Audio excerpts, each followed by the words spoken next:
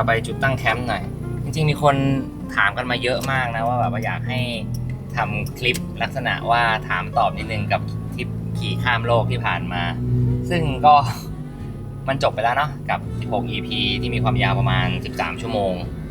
จริงๆเราก็มีหลายอย่างที่อยากจะเล่านะซึ่งเรามองว่าสมมติมันจะนั่งพูดกันในคลิปเดียวนี้ก็อาจจะไม่ได้จบง่ายๆเพราะว่ามันยาวครับเรื่องมันยาวต้องมีเวลาฟังจริงๆแต่ถ้าเกิดว่าคำถามแรกที่เราได้ยินหรือเห็นบ่อยๆนะคือถามกันแบบพื้นฐานเราก็จะได้ยินคำถามว่าแล้วรู้สึกยังไงบ้างกับทริปแบบมันจะเริ่มเนี่ยแล้วก็ระหว่างที่อยู่ในทริปเนี่ยแล้วก็จบทริปเนี่ยรู้สึกยังไงคือต้องบอกก่อนว่าตอนแรกที่เราเริ่มทริปนะเรามีความรู้สึกแบบว่าเฮ้ยมันจะเป็นการเตรียมเอกสารอะไรที่แบบวุ่นวายมากๆคือเยอะมากๆเราเตรียมกันอยู่ประมาณ4 เดือนกว่าๆเงี้ยแล้วก็แบบมันเป็นไปได้จริงๆเหรอด้วยความที่เราเตรียมไปด้วยความที่แบบยังถามตัวเองอยู่ทุกวันว่าเฮ้ยเราทำอะไรอยู่วะนี่คือเราทำสิ่งนี้ไปคือมันจะได้ทำใช่ไหมมันจะได้ไปขี่ออกไปจนถึงยุโรปใช่ไหมด้วยความที่เราแบบไม่ได้เห็นภาพอะไรเลยมันไม่ได้มีตัวอย่างเคสสตั๊ดดี้ที่แบบบอกคุณได้ว่าอ่ะคุณทำแบบเนี้ยมีเอกสารแบบเนี้ยเป๊ะๆคุณจะไปได้แน่นอนขนาดคนที่แนะนำเราอ่ะเขาก็ยังไม่มั่นใจเลยว่าแบบว่าเขาก็ไม่รู้นะว่าตอนเนี้ยกฎอ่ะบางทีมันแบบ3 เดือน5 เดือนบอร์เดอร์แต่ละด่านกฎจะเปลี่ยนหรือยังก็ต้องเช็คดีๆวีซ่าอะไรยังไงทุกอย่างคือเราต้องมาทำความเข้าใจใหม่หมดเลยอ่ะในขณะที่เราทำลงแรงกันเลย4 เดือนแรกเนี่ยมันจะมีแต่อะไรที่อยู่ในหัวอย่างเดียวเลยว่าแบบที่กำลังทำอยู่เนี่ยมันจะได้เกิดขึ้นจริงใช่ไหมหรือว่ามันจะเกิดขึ้นในลักษณะที่ไปแค่ 20% แล้วเขาไม่ให้ไปต่อแล้วเพราะว่าประเทศนี้ไม่ให้เข้าหรือมันอาจจะแบบเราไปสักเดือนนึงแล้วไปแบบครึ่งทางยังไงก็ได้แล้วเขาบอกว่าไปต่อไม่ได้น้องรัสเซียไม่ให้ผ่านโน่นนี่นั่นคือทุกอย่างมันแบบไม่มีอะไรมาการันตีเราได้เลยอ่ะจนเราแบบว่าถ้ามันจะต้องเป็นอย่างนี้ก็คงเป็นแบบนี้แล้วเว้ยครับมันก็ต้องเป็นอย่างนี้แล้วเว้ยก็ตามนั้นอ่ะเราก็ไม่ได้มีตัวเลือกอะไรมากมายครับพูดกันตามตรงอ่ะพอทริปมันเริ่มเนี่ยคือในระหว่างเข้ามาในระหว่างทริปเนี่ยมันกลายเป็นแบบว่าเฮ้ยทริปมันเริ่มแล้วว่าวันแรกอ่ะมันก็คืออยู่ในไทยเนาะเราก็คือแบบขี่ออกจากไทยไปเข้าลาวเข้าจีนต้องจ้างไกด์จีนอันนี้คือเราเคยเกิดขึ้นแล้วไงแต่เราก็แบบอ้าวแล้วหลังจากจีนล่ะเข้ามองโกเลียเนี่ยเราต้องไม่มีไกด์แล้วนะไม่มีไกด์ก็ไม่ได้มาสามารถการันตีว่าคุณจะเข้าจากจีนไปมองโกเลียได้หรือเปล่าเพราะว่ามันเป็นสิ่งที่เราไม่รู้ว่ากฎหมายจะมีการเปลี่ยนอะไรยังไงเพราะรัสเซียที่เขาอยู่ติดมองโกเลียก็มีการที่แบบอาจจะมีสงครามอะไรหรือเปล่าเขาอาจจะไม่สะดวกหรือเปล่าเพื่อจะพูดไปตั้งนานเดี๋ยวลืมเลยนี่เดี๋ยวเปิดเพลงก่อนนี่วันนี้เราเอามาแชลวิลเลนนะ ก็เปิดเพลงฟังหน่อยดีกว่าจะได้ฟังแบบซาวด์แทร็กของซีรีส์ขี่ข้ามโลกนะเพราะว่าในซีรีส์นี้มีหลายคนบอกเหมือนกันนะว่าซาวด์แทร็กเพราะก็ขอบคุณมากนะเราก็เลือกเพลงกันกับอีดิเตอร์คือเฟ้นมาจริงๆว่าแบบมันฟีลนี้จริงๆถึงจะแบบเราอยากจะเอามาประกอบในงานนะโอเคเลือกเพลงเรียบร้อยเพลงมาแล้วสบายหูสบายใจทีนี้ก็กลับมาที่เรื่องเดิมเนาะว่าพอมันออกไปเนี่ยพอเราเข้ารัสเซียแล้วเนี่ยเราก็มีความรู้สึกว่าเฮ้ยเขาจะเป็นยังไงเราก็ไม่แน่ใจว่าแต่ละคนจะมีแบบต้อนรับเราไหมหรืออะไรอย่างเงี้ยแต่ว่าตั้งแต่เข้ารัสเซียเนี่ยมันมีความแบบที่คนรัสเซียเขาแบบชอบคนไทยเนาะเราก็มีความแบบว่าสบายใจขึ้นนะก็มีโอกาสได้นอนสิ่งที่เรียกว่าไบค์โพสต์ซึ่งมันเป็นสถานที่ของไบเกอร์ชาวรัสเซียนะเราก็ได้นอนบ้านเขากินบ้านเขาหลายๆคนก็มาเลี้ยงอาหารเข้าสู่จอร์เจียก็มีคนไทยอยู่ที่นั่นอีกทีนี้ก็ได้พึ่งพาอาศัยกันมีหลายเรื่องราวเกิดขึ้นมันก็เป็นไปตามการเดินทางนะเราก็ไม่ได้คาดหวังอะไรมากมายแค่แบบจริงๆก็เป็นคนที่แบบแค่อยากจะเดินทางไปเรื่อยๆแล้วไม่ต้องแบบคิดอะไรมากไม่ได้แบบอยากจะแวะแลนด์มาร์คอันนี้วิวจะสวยเหมือนที่คิดไหมอะไรเงี้ยคือแบบแหล่งทัวริสต์ถ้าไม่ได้รู้สึกว่าคนเยอะเกินเนี่ยเราจะแวะนะแต่ถ้าเกิดรู้สึกว่าเห็นว่ามีคนเยอะแล้วดูน่าเบื่อเราก็จะแบบไม่แวะเลยอะไรเงี้ยเพราะว่าสุดท้ายแล้วเป้าหมายของเราก็คือเราอยากแบบไปเรียนรู้โลกไปเจอคนมากกว่าเราไม่ได้ไปท่องเที่ยวนะแค่อยากจะไปแบบโลกมันดีแบบที่เราคิดหรือเปล่าซึ่งสุดท้ายแล้วพอจบทริปเราก็ได้เรียนรู้นะว่ามันก็ดีแบบที่เราคิดจริงๆมันดีในเรื่องของคนนี่แหละเรื่องตลกคือถ้าเกิดว่ามีคนให้เงินเราฟรีๆแล้วว่าให้เราไปขี่รอบโลกหรือว่าไปขี่แบบเหมือนข้ามทวีปแบบนี้ก็ได้นะแล้วเราไม่ต้องจ่ายเงินเลยแต่ว่าไม่ให้เราถ่ายทำแบบที่เราชอบเล่าเรื่องที่เราก็ไม่ไปนะเพราะว่าจริงๆแล้วเปอร์เซ็นต์ที่เราชอบเดินทางเพื่อออกไปขี่รถแล้วไปถ่าย คำเล่าเรื่องราวเนี่ยเรามีความสุขมากกว่าที่จะขี่รถเฉยๆคือความรู้สึกดีของเรามันอยู่ที่การได้สร้างชิ้นงานที่เราแบบรู้สึกว่าให้คุณค่ากับมันมีความสุขกับมันมากกว่าเราไม่ได้เป็นแบบทำตามฝันเป็นนักเดินทางแบบของจริงที่หลายๆคนเป็นกันนะที่แบบว่าเขาอยากมีความฝันอยากทำสิ่งนี้ให้ได้อะไรเงี้ยเราไม่ได้มีนะแต่เราเป็นคนทำหนังเราเป็นคนเล่าเรื่องราวเราแค่อยากลงไปในสถานการณ์จริงแล้วก็ได้เล่าเรื่องราวแบบนี้ออกมาจริงๆว่ามันจะน่าสนใจยังไงแล้วเวลาเราได้ดูงานเราก็มีความสุขด้วยฉะนั้น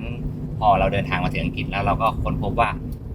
งานมันเสร็จแล้วอ่ะมันสวยงามมากเลยเราถ่ายมาเราเห็นจุดแลนดิ้งของการจบซีรีส์นี้อย่างสวยงามแบบที่เราคิดไว้แล้วก็น้องๆที่เป็นอีดิเตอร์ตัดอยู่ที่บ้านก็เหนื่อยกันมากๆแล้วก็ต้องการคำแนะนำหรือว่าต้องการให้เราไปช่วยว่าเดี๋ยวเราจะทำยังไงไปในทิศทางไหนต่อดี EP ท้ายๆเราจะเล่นแบบนี้ไหมแบบนั้นไหมเราก็แทบไม่ต้องคิดเลยว่ามันจะไปต่อได้ไงสิ่งที่สำคัญที่สุดอะมันคือสิ่งที่เราอยากจะนำเสนออยากจะเล่ามากกว่ามันไม่ใช่เรื่องเกี่ยวกับว่าครั้งหนึ่งคุณได้เป็นคนพิเศษไปถึงจุดไหนอะไรแบบนั้นมันไม่ได้อยู่ในโปรเจกต์ของเราอะมันโปรเจกต์ของเรามันคือการที่แบบเรามาทำสิ่งเนี้ยออกมาเป็นชิ้นงานแล้วเล่าให้ดีที่สุดแล้วให้มันมีความหมายกับคนที่ได้เข้ามาดูแล้วเขารู้สึกว่าวันหนึ่งถ้าเกิดว่าเราไม่ต้องไปไกลขนาดนี้ก็ได้แต่ว่าเราได้แบบไปสักที่หนึ่งที่เราฝันไว้อะสุดท้ายแล้วเราก็จะได้ความรู้สึกบางอย่าง energy บางอย่างกลับมา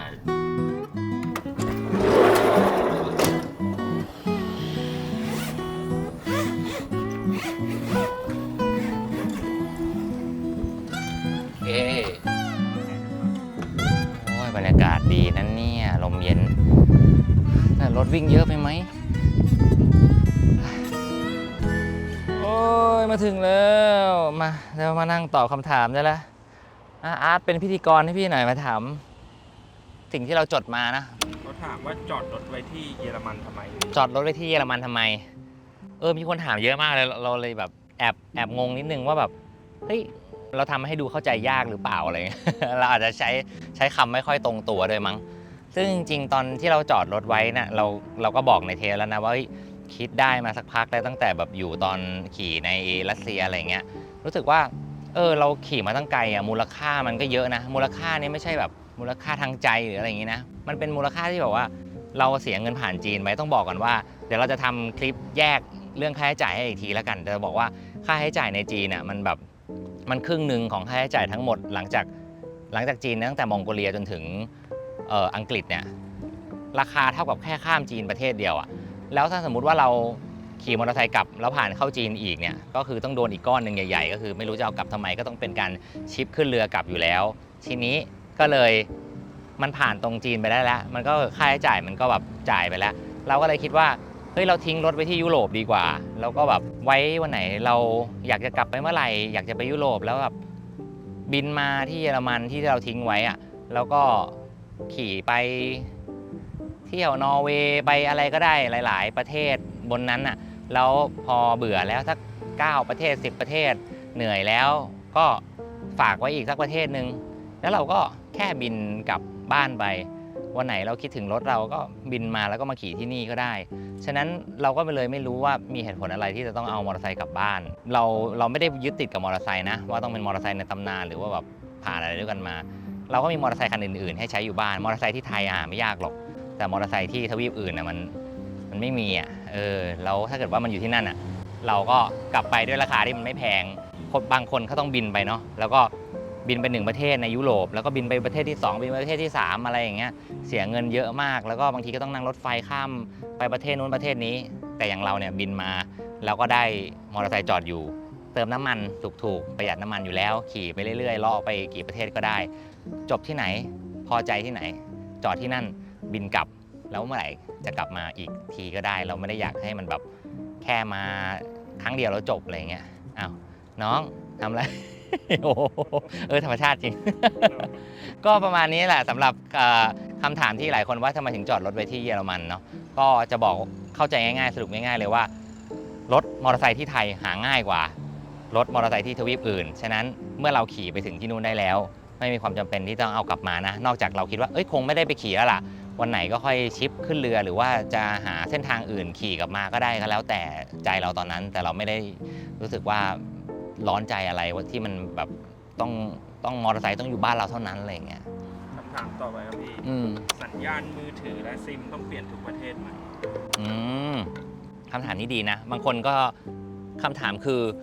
สัญญาณมือถือและซิมต้องเปลี่ยนทุกประเทศไหมคือคนก็จะงงนิดนึงนะคือเราก็งงเหมือนกันตอนเราวางแผนคือแม่งแบบ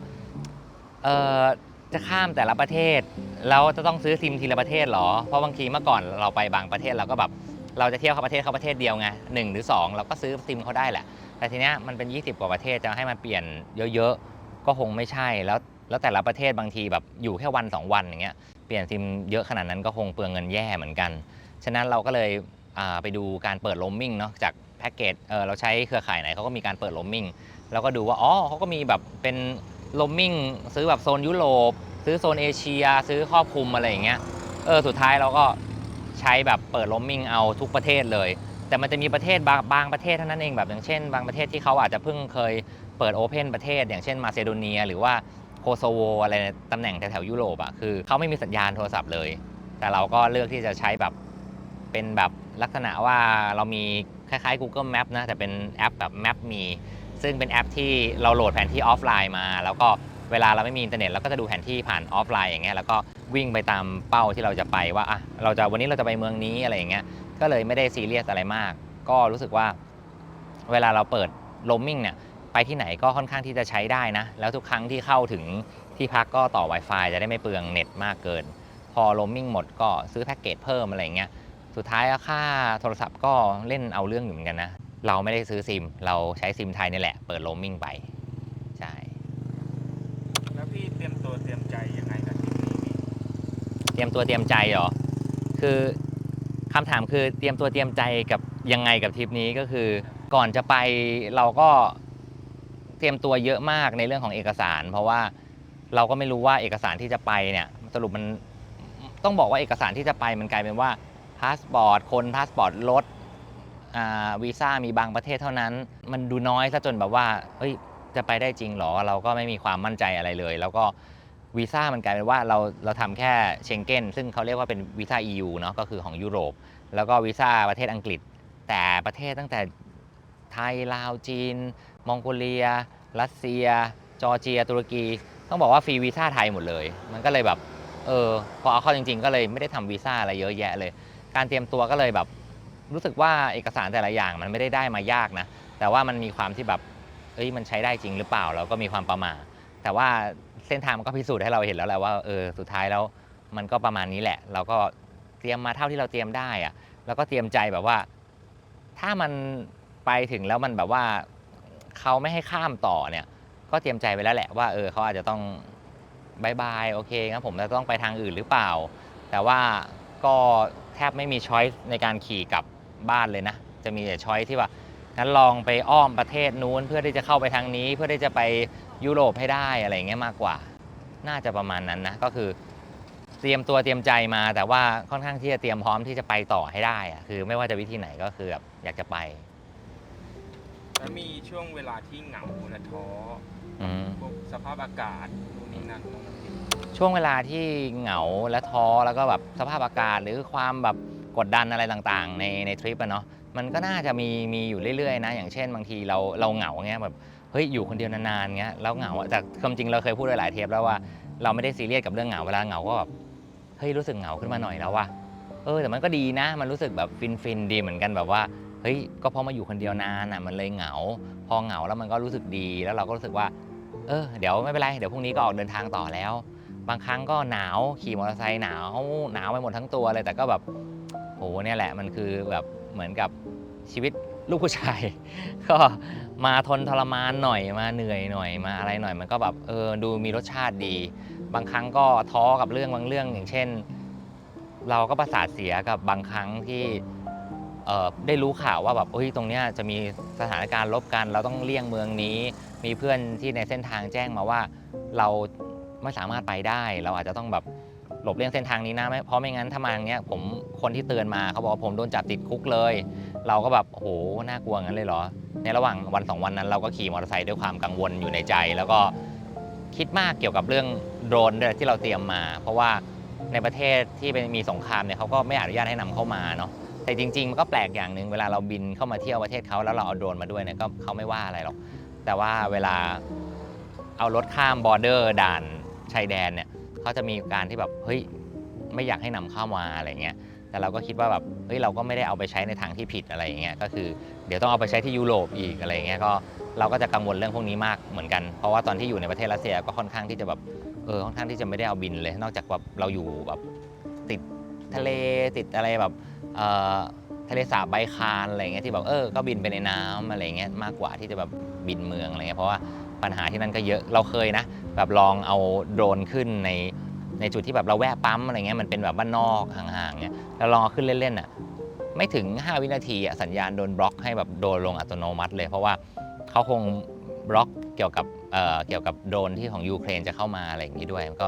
ก็มีหลายๆอย่างที่เราได้เรียนรู้ว่าอ๋อมันก็มีเรื่องแบบนี้เข้ามาด้วยเนาะก็มีน้อยๆบ้างอันตรายว่ะอะไรเงี้ยเราก็แบบเก็บแยกชิ้นส่วนโดรนเป็นชิ้นๆแยกแต่ละที่เก็บไว้ว่าให้เขารู้เหมือนกับเรานึกถึงอาวุธปืนอะว่าแยกแม็กแยกกระสุนอยู่คนละที่หมดอะไรเงี้ยรู้สึกว่าเราไม่ได้มีเจตนาจะเอามาใช้ในที่นี้แบบทันทีอะไรเงี้ยเพราะว่าเดี๋ยวเราจะได้บอกเขาได้ว่าผมจะต้องไปต่อแล้วจะเอามาใช้ที่ไหนก็น่าจะประมาณนี้แหละกับสิ่งที่เตรียมตัวเตรียมใจมาแล้วนิ้วมือที่พี่เจ็บหายดีอย่างดีนิ้วมือที่เจ็บใช่ไหมก็คือเราเกิดรถคว่ำที่จอร์เจียแล้วก็คือแบบมือมันก็ลงเนาะแล้วก็เรียกว่าอาการมันเหมือนคนนิ้วซ้นแต่แบบอาจจะหนักกว่านิ้วซ้นนิดนึงเพราะแตะนิดนึงก็แย่เลยก็คือนิ้วชี้เราเอ็นนิ้วฉีกแล้วก็นิ้วกลางก็มีซ้นกับนิ้วนางแต่ตอนเนี้ยผมว่าหายสนิทแล้วนะเพราะว่าผมไปหาหมอจับเส้นมาเขาก็จะแบบว่าให้เราคอยดัดคอยก๊อกแก๊กมันอะไรเงี้ยเพราะตอนแรกเราพยายามไม่ขยับมันเลยเพราะว่าเราเจ็บไงเราก็แบบพยายามไปหาหมอทุก 2-3 อาทิตย์ให้เขาแบบคลายเส้นแล้วเขาก็สอนวิธีคลายเส้นมาว่ามันต้องคลายแบบนี้แล้วเราก็อาการดีขึ้นแบบทันทีเลยอะเพราะว่าตอนที่เราคว่ำแรกๆแล้วเราพักไป10 วันแล้วเราก็พอมาขี่เราค่อนข้างที่จะเหมือนแบบนิ้วเราล็อกอะเพราะว่าเราก็แบบแค่กำได้แล้วเราก็ไปอย่างเงี้ยแต่ว่าเราก็แบบรู้สึกว่าเราไม่กล้าไปขยับมันเยอะมันยิ่งทำให้นิ้วมันล็อกมากกว่าเดิมเพราะว่าเราเกรงมันทุกวันตอนนี้ก็ดีขึ้นแล้วสำหรับอาการเจ็บนะครับขอบคุณมากของคนที่เป็นห่วงนะก็คือหลายๆคนถามกันเข้ามาเรื่องเกี่ยวกับอาการบาดเจ็บนะครับก็ตอนนี้ก็ดีขึ้นมากแล้วฮะสิ่งที่พี่กลัวที่สุดในการเดินทางครั้งนี้สิ่งที่กลัวที่สุดในการเดินทางครั้งนี้ใช่ไหมก็ตอบแบบตรงๆเลยนะคือกลัวข้ามด่านไม่ได้ กลัวคือมันแบบเราอย่างที่เราเกริ่นไปตั้งแต่แรกว่าเวลาเราจะข้ามแต่ละบอร์เดอร์อย่างเงี้ยเตรียมเอกสารมาแล้วอะแต่มันจะเป็นอารมณ์ของคนที่เป็นเจ้าหน้าที่อยู่ที่นั่นด้วยนะถ้าเขาไม่ชอบเราเขาแบบเกิดแบบรู้สึกว่าเราเนี่ยกวนประสาทเขาหรือว่ายังไงก็ตามเนี่ยเขาอาจจะไม่ให้เข้าก็เป็นไปได้คือมันเป็นเรื่องประสบการณ์พอสมควรที่เราได้ยินมาจากหลายๆท่านที่ขี่มอเตอร์ไซค์แบบข้ามทวีปแบบเนี้ยเราก็จะรู้ว่ามันบางทีเราไปกวนเราไปทำตัวใหญ่อย่างเงี้ยมันไม่ถูกต้องนะบางทีเราอาจจะถูกต้องมีเอกสารครบแต่เขาไม่พร้อมที่จะแบบอยากให้เราไปคือเราพูดภาษาเขาไม่ได้มันไม่ใช่ภาษาอังกฤษด้วยบางทีอย่างเช่นเราขอยกตัวอย่าง1ตัวอย่างเลยว่าเราไปที่ด่านจอร์เจียระหว่างรัสเซียจะข้ามไปจอร์เจียเนี่ยเราขี่มานานมากนะขี่มาเป็นเดือนแล้วก็ก่อนที่จะข้ามจากรัสเซียไปจอร์เจียเนี่ยต้องบอกว่ามันเป็นด่านที่น่าจะอึดอัดที่สุดแล้วเพราะว่าพอเราจะให้เขาดูเอกสารแล้วเราพูดภาษาอังกฤษเขาก็พูดภาษาจอร์เจียมาทีนี้ก็เกมเลยผมก็รู้สึกว่าโอเคงั้นก็ Google Translate ก็ได้แต่ก่อนที่จะ Google Translate เขาก็ไล่เราออกไปละเราก็แบบโดนไล่แล้วก็ให้ไล่ไปอยู่ข้างๆบอร์เดอร์แล้วก็แบบเอารถไปจอดตรงนู้นเลยไม่คุยเพราะว่าแถวยาวมากเขาก็อารมณ์เสียคนที่นั่นน่าจะแบบการบริหารการจัดการอาจจะไม่ค่อยดีเพราะว่าค่อนข้างที่จะมีคนเยอะอะไรเงี้ยก็ทำให้เจ้าหน้าที่ค่อนข้างจะเครียดด้วยแล้วไม่ได้เครียดแค่คนเดียวเขาก็เครียดกันหลายคนอะไรเงี้ยสุดท้ายตอนที่เราแอบมองอยู่เรารออยู่เราก็คิดว่าโอ้ทำยังไงดีวะถึงจะได้ไปเหมือนเขาจะไม่อยากให้เราไปเลยอะไรเงี้ยสักพักนึงเราก็เห็นแบบกลุ่มแบบนักท่องเที่ยวที่เป็นฝรั่งคนขาวมีคนรัสเซียบ้างหรือคนชาติอื่นบ้างเนี่ยขี่มาที่บอร์เดอร์เนี่ยเพื่อจะข้ามเข้าไปในจอร์เจียบางครั้งมา 3-4 คันแต่ในกลุ่มนั้นเขากลับปล่อยให้เข้าไป2 คันบ้างละ3 คันบ้างละทิ้งเพื่อนไว้คนนึงบางคนไม่ได้กลับบางคนไม่ได้ไปเราเห็นคนไม่ได้ไป2 คนบ้าง1 คนบ้างต้องกลับเข้าไปในรัสเซียเช่นเดิมแล้วเราก็รู้สึกว่าเฮ้ยมันมีไม่ได้ไปด้วยเหรอบางทีเขามาเป็นกลุ่มเขาก็เตรียมเอกสารมาเท่ากันแต่บางคนแบบ ยิ่งใหญ่ไงเฮ้ยอะไรช้าเว้ยผมมาก่อนแซงมานู่นนี่นั่นหรือบางทีก็แบบผมเอกสารผมครบอะทำไมผมไม่ได้ไปอะแล้วคนที่ได้ข้ามไปแล้วก็รอเพื่อนอยู่อีกฝากก็แบบเฮ้ยอะไรเกิดอะไรขึ้นก็ข้ามไม่ได้ผมก็เลยเห็นพฤติกรรมบางอย่างว่าโอ้คนเก่งไม่ได้ไปนี่หว่าแต่คนที่แบบโอเคใจเย็นอาจจะได้ไปนะอย่างเช่นเราอะเราก็เลยคิดวิธีขึ้นมาเลยว่าเฮ้ยเราตีเส้นก่อนว่าเรารอได้นานที่สุดเท่าไหร่ในพื้นฐานเราก็เลยคิดขึ้นมาได้ว่าเราน่าจะรอได้มากสุด2วันในแบบที่ไม่มีการเปลี่ยนแผนโอเคถ้า2วันเงี้ยงั้นวันเนี้ยมันคือทั้งวันอยู่แล้วไม่ต้องรีบเลยไม่ต้องคิดในหัวเลยว่าจะไปได้ในเร็ววันฉะนั้นคนที่นิสัยดีที่สุดเนี่ยจะต้องทำตัวยังไงแล้วก็คิดในหัวคนที่นิสัยดีที่สุดทำยังไงก็คิดว่าโอเคเราจะต้องพูดภาษาเขาได้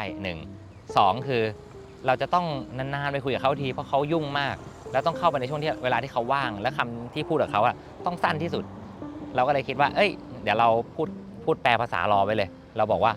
คุณต้องการให้ผมรออยู่ที่นี่ไปก่อนใช่ไหมครับแล้วประมาณนี้แหละไม่ได้ยาวไปกว่านี้ไม่ได้สั้นยาวกว่านี้เท่าไหร่แล้วผ่านไปชั่วโมงแล้วนั่งยืนเฉยๆที่รถนะแล้วก็ไม่เล่นโทรศัพท์ด้วยจะได้ดูเหมือนแบบเฮ้ยเราตั้งใจรอเขาจริงๆอะไรเงี้ยจนสุดท้ายผ่านไปชั่วโมงแล้วก็ไปให้เขาดูเขาก็แล้วเขาก็อ่านแล้วใช่แบบให้ไปรอก็เขายังไม่เปิดใจกับเราผ่านไปอีกชั่วโมงเราก็แบบยาวขึ้นนิดนึงอยากให้ผมรอตรงนี้ใช่ไหมครับโน่นนี่นั่นแล้วก็อยากให้ผมเตรียมเอกสารอะไรไหมอะไรเงี้ยก็มีถามเข้าไปให้มันยาวขึ้นกว่าเดิมหน่อยนึงทำแบบเนี้ยอยู่ 3-4 ชั่วโมงจนเขาใจอ่อนจนเขาเริ่มแบบว่าเรียกเพื่อนมารับช่วยดูให้หมอนี่หน่อยเพื่อนก็มาเพื่อนก็หงุดหงิดมาอีกเราก็พยายามค่อยๆพูดภาษาเขาตอบเขาแบบให้สั้นๆกระชับสุดท้ายแล้วดึงไปดึงมาไปเตรียมเอกสารโน่นนี่นั่น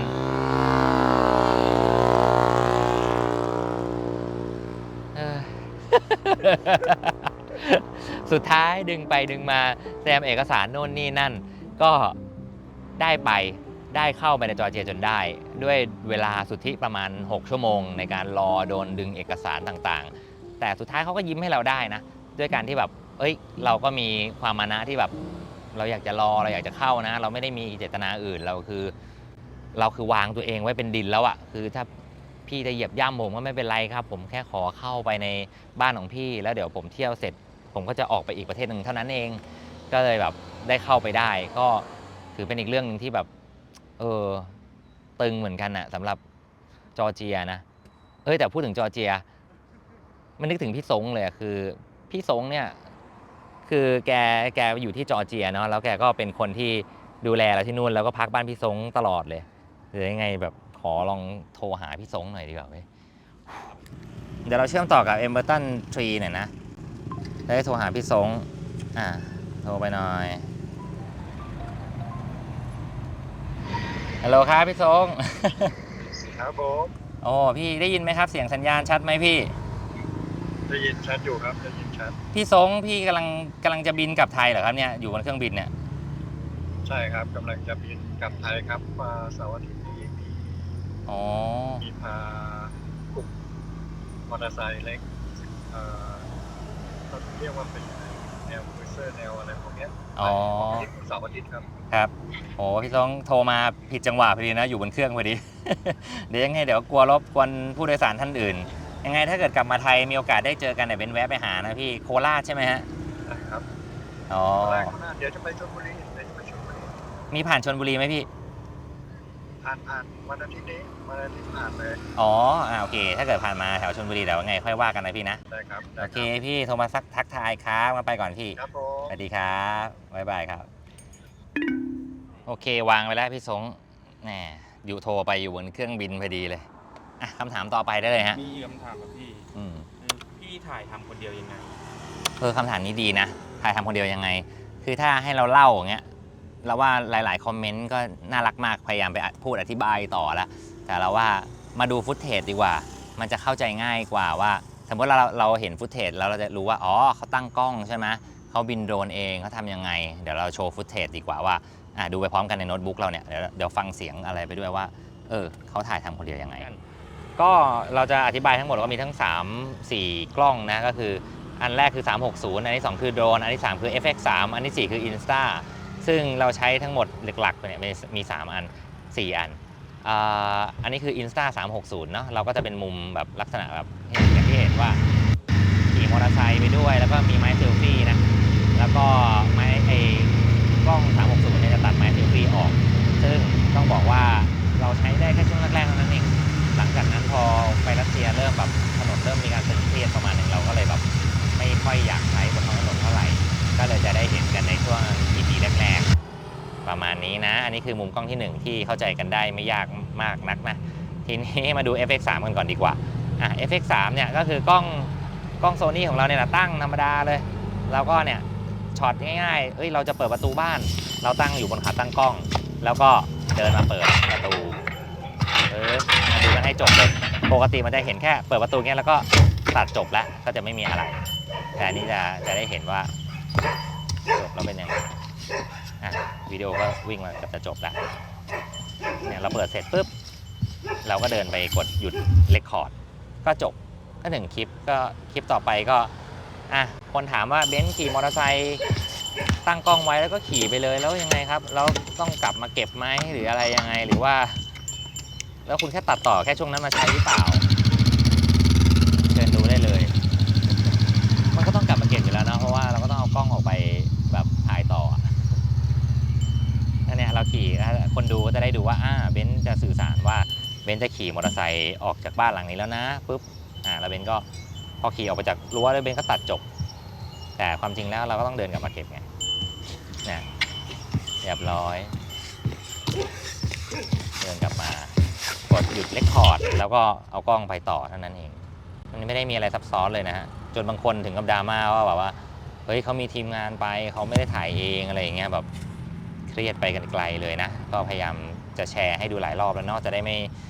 ม่คิดมากกันนะครับแต่จริงๆเราไม่ได้ซีเรียสนะว่าจะรู้สึกว่าเรามีทีมงานไปด้วยก็ได้นะเราแค่อยากนำเสนองานให้ดูดีกว่าดูแล้วสนุกก็โอเคละไม่ต้องไปใส่ใจว่ามีตากล้องไม่มีตากล้องหรอกนี่ก็ตั้งเสร็จปุ๊บเราโพสต์แล้วเราก็เดินมาเก็บเพราะว่าเวลาตัดต่อจริงๆก็อาจจะใช้แค่ 2-3 วิเท่านั้นเองที่แบบเรายืนกับโลเคชั่นนี้ที่เราต้องการก็ไม่ได้ต้องการแบบว่าทั้งคลิปวิดีโออย่างคลิปสุดท้ายนี่น่าจะได้เห็นอะไรเยอะนี่คือเทคนิคอีกอย่างหนึ่งก็คือเราเวลาเราไปในบางพื้นที่เราก็ไหว้วานคนที่นั่นเลยว่า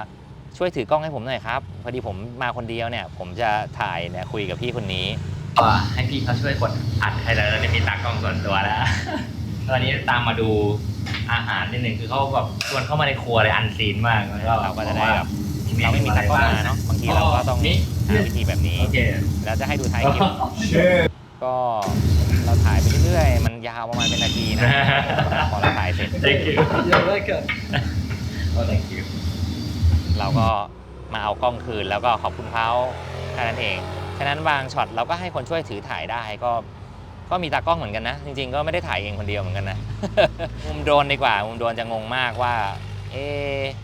ถ่ายได้ยังไงบางทีก็ขี่มอเตอร์ไซค์ด้วยเอามุมง่ายๆก่อนบางทีเป็นยืนอยู่นี่แต่เป็นก็บังคับมืออยู่ที่มือเนาะแล้วก็ถอยโดรนกลับไปเพื่อจะถ่ายวิวหรือแม้กระทั่งมุมวิวบางหลายๆมุมเนี่ยก็จะเห็นอยู่แล้วว่าเราสามารถถ่ายด้วยตัวเองได้เนาะแต่อย่างเช่นสมมติว่าเวลาคุณขี่มอเตอร์ไซค์คุณจะถ่ายยังไงผมก็จะมีการแบบเซตของโน่นนี่นั่นนะก็จะเห็นว่าผมก็จะขี่มอเตอร์ไซค์ไปแล้วโดรนมันก็จะค่อยๆบินตามเราไปแล้วเราโดยที่เราไม่ต้องไปบังคับมันเนาะก็อันนี้ก็จะเป็นเห็นเป็นมุมแบบดึกเข้าๆออกบ้างๆอย่างเงี้ยแต่ว่าเราจะเอาช่วงช็อตที่ดีที่สุดเนี่ยมาใช้แบบว่าแล้วสมมติว่าระหว่างเนี่ยมันดูแบบสมูทดีแล้วก็เอามาใช้ถ้าใครนึกภาพไม่ออกว่าแล้วเบนซ์จะรีโมทไปไว้ไหนยังไงเดี๋ยวลองมาดูที่กล้อง Insta ดูนะว่าเบนซ์ทำยังไงอันนี้คืออีกมุมกล้องหนึ่งนะที่ติดกับรถมอเตอร์ไซค์ทีนี้จะเห็นได้ชัดเลยว่าเราสะพายนี่อยู่แล้วเราก็เอาล็อกกับกระเป๋าข้างหน้าว่ารีโมทนี่รีโมทก็สั่นกระจายเลยแต่ว่าโดรนเนี่ยมันบินตามเราอัตโนมัติเนี่ยเราก็ไม่ต้องกังวลอะไรโอเคดีจัดดีทีนี้ได้เห็นเลยว่ารีโมทเนี่ยก็อยู่ในห้อยคอเราแล้วเราก็เอารีโมทเนี่ยล็อกกับที่กระเป๋าด้านหน้ามอเตอร์ไซค์อีกเรากดหยุดอัดก็กดหยุดอัดไปทั้งคู่ทีนี้ก็จะเห็นชัดเลยว่าเฮ้ยเขาบินไปด้วยขับไปด้วยยังไงแต่เราก็ไม่ได้แบบว่าปล่อยมือเพื่อมาบังคับโดรนอะไรอย่างนี้เราก็มีการที่จะคอนโทรลมันด้วยการให้มันบินตามเราด้วยอัตโนมัติโทษทีครับเดี๋ยวให้เห็นตั้งแต่แรกอันเนี้ยเราเซตว่าให้มันบินตามเราอัตโนมัตินะ โดนเนี่ยแล้วเราก็พยายามขี่ช้าๆก่อนเพราะถ้าขี่เร็วๆเลยเนี่ยมันจะหลุดเลยแล้วมันจะจับเราไม่ได้มันจะบินตามเราไม่ทันเราก็จะขี่ล่อมันช้าๆไปเรื่อยๆพอมันเริ่มแบบเฮ้ยมันต่อเราติดแล้วโอเคทีนี้เราก็ไปไกลๆได้แล้วก็แบบโอ้ทางก็สวยแล้วก็ไปเรื่อยๆทีนี้เราจอดแล้วเราแบบเฮ้ยไม่ถ่ายแล้วโดนมันก็จะแบบงงว่าไม่ไปต่อแล้วหรอเอายังไงต่ออะไรอย่างเงี้ยทีนี้ก็สุดท้ายเราก็โดนก็หมุนแล้วเราก็จะเห็นเราว่ากดหยุดอัดแล้วไม่ได้ใช้ต่อเนี่ยก็เป็นหลากหลายมุมที่นำเสนอให้ดูคร่าวๆนะก็จะพอเห็นภาพแล้วแหละว่าถ่ายคนเดียวทำยังไงอย่างมุมอย่างเงี้ยเราก็แค่เอาเหมือนกล้องอินสตาติดด้านหลังปี๊บเราแล้วก็ขี่ไปเรื่อยๆเช่นกันแล้วเมื่อกี้ที่ผมเช็คงานเนี่ยผ่านลำโพงมาแชลรุ่นใหม่นะ Emberton 3 ตัวเดียวจบเลยตัวนี้อัปเกรดมาพร้อมให้คุณใช้ชีวิตสุดทุกทางเลยแล้วก็เดินทางไปกับเราได้ทุกที่ทุกเวลาใครที่กำลังมองหาลำโพงดีๆครบจบสักตัวเนี่ยแนะนำ Emberton 3 เลยนะคือเขามาพร้อมกับฟีเจอร์อัปเกรดรอบด้านเลยนะแบตเตอรี่อึดทนใช้งานได้นานกว่า32ชั่วโมงนะแล้วก็คือชาร์จแค่2ชั่วโมงก็เต็มแล้วนะเร็วมากๆเลยตัวนี้ใครที่เป็นสาย outdoor ลุยๆนะใช้เวลากับเสียงรอบตัวธรรมชาติหรือเปิดเพลงระหว่างทางนะคือคุณจะไม่เห่าแน่นอนว่ามีลำโพงตัวนี้เสียงเบสเขาแน่นกว่าเดิมมากและดีไซน์ที่สุดเป็นไอคอนิกของ Marshall โลโก้นะก็คือดูรู้เลยว่าเขาเป็นแบบใหม่แน่นอนแต่เขาใช้วัสดุแข็งแรงขึ้นนะไม่แตกหักง่ายด้วยและอันนี้คือกล่อง Marshall Emberton 3 นะซึ่งของปลอมเนี่ยมีเยอะมากต้องระวังด้วยต้องดูที่โลโก้นี้ด้วย Ash Asia สติ๊กเกอร์แบบนี้ถึงจะเป็นของแท้เด้อก็จบไปแล้วครับกับ Emberton 3เอาไม่ใช่ คำถามต่อไปมาช่วงท้ายทำไมถึงรีบเดินทางแอบมีคนถามอย่างนี้เหมือนเยอะเหมือนกันนะแบบรีบเดินทางหรือไม่ก็ถ้าเป็นผมนะผมจะแวะตรงนี้อยู่เดือนหนึ่งหรือจะทำอะไรทุกประเทศผมจะต้องไปทุกที่ในประเทศนั้นบอกเฮ้ยเดี๋ยวก่อนคือเข้าใจจุดมุ่งหมายไหมอย่างเช่นเราเนี่ยเป็นคนที่ตั้งใจจะมาลอนดอนเนาะแล้วก็มีหมุดที่ปักไว้ว่าเราจะไปตรงไหนอะไรยังไงบ้างเราไม่ได้มาไปทุกที่ได้นะแล้วก็อีกอย่างหนึ่งประเทศในช่วงยุโรปเนี่ยที่หลายๆคนแบบว่าสงสัยว่าทำไมเบนซ์แบบผ่านตรงนี้เร็วจังหรืออะไรอย่างเงี้ยถ้าหลายๆคนได้ลองดูแบบเปิดแผนที่ดูจะเห็นว่าประเทศเหล่านั้นน่ะเล็กเท่ากับจังหวัดหนึ่งของบ้านเราเท่านั้นเองบางประเทศก็เล็กกว่าจังหวัดของเราด้วยสมมุติเราจะไปเที่ยวเชียงใหม่เราก็จะคิดว่าเฮ้ยเราจะไปเชียงใหม่อาจจะต้องขับขี่มอเตอร์ไซค์แบบไม่รีบก็สัก 3-4 วันก็ได้แบบแวะเที่ยวนู่นนี่นั่นก็อาจจะเริ่มจากการแวะเพชรบูรณ์ไหมมีสถานที่ท่องเที่ยวชัดเจนที่เราจะไปพิษณุโลกต่อไหมหรือว่าจะไปจังหวัดอะไรยังไงก็ตามจนกว่าจะไปถึงเชียงใหม่เราก็จะมีหลักๆไว้แล้วแต่เราคงไม่ได้แวะทุกจังหวัดเพื่อแบบรอบๆหรือแวะให้เที่ยวประเทศทั้งประเทศทุกจังหวัด77ประเทศไทยก่อนแล้วก็ค่อยไปเชียงใหม่เป็นจังหวัดสุดท้ายอะไรเงี้ยก็คงไม่ได้เป็นอย่างนั้นเนาะฉะนั้นจะบอกว่าในแต่ละจุดที่เราไปเนี่ยเราก็มีเป้าหมายที่เราจะไปอย่างลอนดอนอย่างเงี้ยแต่เราก็อาจจะอยากจะแวะอิตาลีฝรั่งเศสสวิตเซอร์แลนด์แล้วก็มีลอนดอนอะไรเงี้ยแต่ประเทศเล็กๆน้อยๆเนี่ยเราก็อยากแวะเหมือนกันแต่เหมือนแบบแวะเหมือนเป็นจังหวัดแล้วกันเหมือนไม่ได้คิดว่าบางทีไม่ได้จำเป็นต้องนอนก็ได้บางทีขี่มาแค่100 กว่าโลเองก็แต่วันนี้อยากอยู่ประเทศนี้ก็เลยนอนที่นี่ก็ได้แต่บางครั้งก็ผ่านมาร้อยกิโลก็จะให้แบบมานอนทุกประเทศเพื่อไปหาทุกโลเคชั่นก็อาจจะไม่ใช่เราเพราะเราก็มีเป้าหมายที่ตั้งใจไว้ที่เราจะไปอยู่แล้วฉะนั้นความจริงหลายคนอาจจะไม่เข้าใจว่าทำไมเบนถึงรีบจังซึ่งจริงๆไม่ได้รีบเลยตรงนั้นน่ะแคบและใกล้มากผมจะบอกให้ถ้าเกิดว่าคุณดูให้ดีในรัสเซียคุณจะเห็นว่าแผนที่ในรัสเซียตรงนั้นน่ะยาวไกลมากกว่าทุกที่อีกแต่ว่าตรงนั้นแหละถ้าจะบอกว่าผมรีบผมรีบที่รัสเซียมากกว่าด้วยซ้ำคือรัสเซียเนี่ยเป็นอะไรที่แบบโอ้โหวันหนึ่งขี่กัน500-600 โลบางที700 โลอันนั้นเยอะมากๆยุโรปเล็กมากนะถ้าดูดีๆเล็กมากกว่าแผ่นดินรัสเซียเยอะเลยประมาณนี้แต่จะเห็นภาพ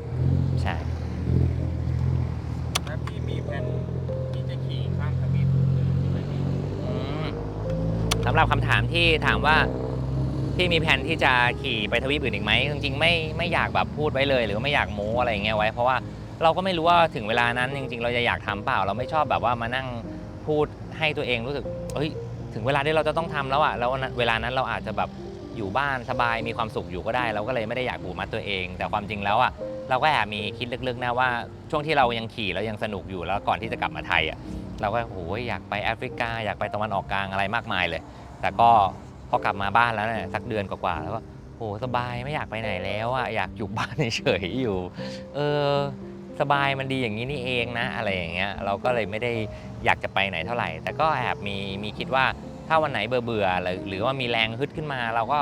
อยากจะมีโอกาสได้ขี่มอเตอร์ไซค์จากบ้านไปตะวันออกกลางเพื่อจะไปต่อแอฟริกาเหมือนกัน แต่ถ้าเราคิดถึงยุโรปเมื่อไหร่แล้วก็แค่บินไปเอามอเตอร์ไซค์เราก็ขี่ไต่ประเทศเหล่านั้นในยุโรปแล้วก็ทิ้งไว้ที่สักประเทศแล้วก็บินกลับมาเช่นกัน อันนี้ก็แต่ละอย่างก็คงจะได้มีโอกาสทำก็ต่อเมื่อเราเริ่มรู้สึกว่าเราอยากทำจริงๆก็จะไปแต่จะไม่วางแผนไว้ก่อนว่าต้องทำให้ได้ครั้งหนึ่งในชีวิตต้องหาเวลาทำให้ได้อย่างเงี้ยไม่ก็คืออยากทำอะไรเดี๋ยวจะเริ่มทำอย่างนี้มากกว่า คำถามนี้คนน่าจะอยากรู้เยอะ ซีซั่น2จะมีพี่เมย์ไปด้วยไหม อ๋อมีคำถามนี้ด้วยซีซั่น2จะมีพี่เมย์ไปด้วยไหมก็คือพี่เมย์คือใครพี่เมย์ก็คือแฟนพี่เบน ก็คือในซีนสุดท้ายเนาะในลอนดอนก็เลยมีคนถามมาว่ากูกลับมาเจอแฟนที่บ้านแล้วจะพาแฟนไปเที่ยวบ้างไหมอะไรเงี้ยก็ตอบกันตรงๆเร็วๆเลยว่าไม่พาไปหรอก คือจะพาไปทำไมอ่ะคือเรากับเมย์อยู่กันในบ้านมีความสุขนะแล้วเวลาเรากับเมย์จะไปเที่ยวไหนอ่ะเราก็ไปญี่ปุ่นไปอะไรกันแล้วก็ไปเที่ยวเราก็ไม่ได้ถ่ายคลิปอ่ะมันเป็นเรื่องส่วนตัวมันเป็นชีวิตแห่งครอบครัวคือแบบว่าเฮ้ยเซฟโซนของเราสบายใจนี่เป็นเรื่องปกติของเราประจำวันของเรานำเสนอเรื่องการถ่ายทอดที่ถ่ายทำออกมาในช่องไกจินเนี่ยคือเรื่องแห่งการค้นหาชีวิตของตัวเองการผจญภัยต่างๆนานาที่เป็นชีวิตของผู้ชายคนหนึ่งเท่านั้นเองเราไม่ได้นำเสนอทุกแง่มุมว่าแล้วเขาอยู่บ้านเป็นยังไงหรือว่าชีวิตเขากับแฟนเป็นยังไงบ้างฉะนั้นบางทีเราก็มีมุมส่วนตัวของเราว่าเราแฮปปี้ที่จะนำเสนอแบบนี้มากกว่าฉะนั้นก็คงไม่มีเมย์แน่นอนอันนี้ก็คือตัดใจได้เลย 100% คือเป็นไม่ได้อยากจะทำคลิปแบบเที่ยวกับแฟนอะไรเงี้ยอาจจะไม่ใช่แนวเบนเพราะว่าถ้าจะทำคลิปเดินทางเบนก็อยากจะทำคลิปที่เดินทางลำพังมากกว่ามันอาจจะได้อะไรมากกว่าในเรื่องของความคิดหรือว่าการค้นพบสิ่งใหม่ๆถ้าเกิดเราไปกับแฟนก็คือเราไปเพื่อแบบดูว่าเขาสนุกไหมตรงนี้ชอบไหมถ้าตรงนี้ไม่ชอบเดี๋ยวเราพาไปที่อื่นชอบซื้อของหรือเปล่าอะไรเงี้ยมันคนละประเภทกันอ่ะเราไม่ได้จำเป็นต้องนำเสนอในเรื่องแบบนั้นเราอยากจะนำเสนอในเรื่องที่แบบเฮ้ยคนหนึ่งคนที่แบบไปในพื้นที่นั้นต้องอยู่ลำพังเป็นยังไงอันเนี้ยคือเรื่องที่เรานำเสนอในช่องของเราใช่ประมาณนี้และเอกสารและค่าใช้จ่ายโอเคคำถามสุดท้ายแล้วเนาะอันนี้คำถามสุดท้ายเอกสารและค่าใช้จ่ายของทริปนี้จะเป็นยังไงอะไรยังไงบ้างโอ้โหตอบยากมากเลยเมื่อกี้ก็ตอบไปตอนต้นคลิปเล็กๆน้อยๆแล้วว่าจะบอกเลยเอกสารมันมียิบย่อยพอสมควรแล้วก็ค่าใช้จ่ายก็จะมียิบย่อยพอสมควรฉะนั้นเราว่ามันต้องมีคลิปหนึ่งที่เอามาแจงเรื่องนี้แบบชัดเจนไปเลยดีกว่าสำหรับคลิปนี้ก็เป็น Q&A ประมาณนี้ดีกว่าว่าเป็นภาพรวมของ Q&A ของทริปขี่ข้ามโลกนี้เนาะซึ่งเดี๋ยวเบนจะหาเวลาทำคลิปแบบค่าใช้จ่ายแล้วก็เอกสารต่างๆเพื่อที่แบบคนอยากทำแบบนี้บ้างทำยังไงอะไรเงี้ยเดี๋ยวเรามาแชร์ให้ดูอีกทีหนึ่งจะได้แบบเห็นภาพไปเลยว่าเขาทำยังไงกันบ้างหรือว่าจะต้องเตรียมเงินเท่าไหร่เนาะก็ทั้งหมดก็น่าจะประมาณนี้เนาะแล้วเดี๋ยวยังไงก็คงจะมีเทปออกมาอธิบายแต่ละจุดที่หลายๆคนอยากรู้เรื่อยๆแหละในสำหรับทริปขี่ข้ามโลกนะเพราะว่าเรากลับมาถึงไทยแล้วเราก็ช่วงนี้มันก็สิ้นปีอากาศดีๆแล้วก็ผ่อนคลายแล้วแต่ยังไงต้นปีหน้าเราก็ออกเดินทางใหม่จะแบบไหนยังไงก็ค่อยคิดกันอีกทีไม่ได้อยากผูกมัดตัวเองก็สบายๆแต่จริงๆก็ขอบคุณหลายๆคนที่ติดตามกันมาแบบหลายเดือนมากๆนะแล้วก็ดูกระแสตอบรับของคนที่คอมเมนต์คือคนที่ออกไปถ่ายทำอย่างเราหรือว่าแม้กระทั่งอีดิเตอร์อย่างอาร์ตอย่างเงี้ยก็แบบทุกคนก็ยิ้มออกหมดอะหรือแม้กระทั่งปอที่กำลังถ่ายอยู่หลังกล้องตอนนี้นะ ก็ตอนนี้เรามากันด้วยกัน3คนนะออกมานั่งถ่ายนั่งพูดคุยกันแบบชิลๆเหมือนแบบอยู่บ้านเราอะไรเงี้ยดีใจมากที่หลายๆคนให้ความสนใจกับทริปนี้เราก็ดูจบแล้วเขาประทับใจอ่ะใช่ไหมหมา โอ้โหแล้วทายามาด้วยโอเคนั่นแหละก็เดี๋ยวยังไงเรา move กันตรงนี้เลยดีกว่านะเราเก็บของก่อนออกมาตอบคำถามนอกสถานที่แคมปิ้งสบายๆไป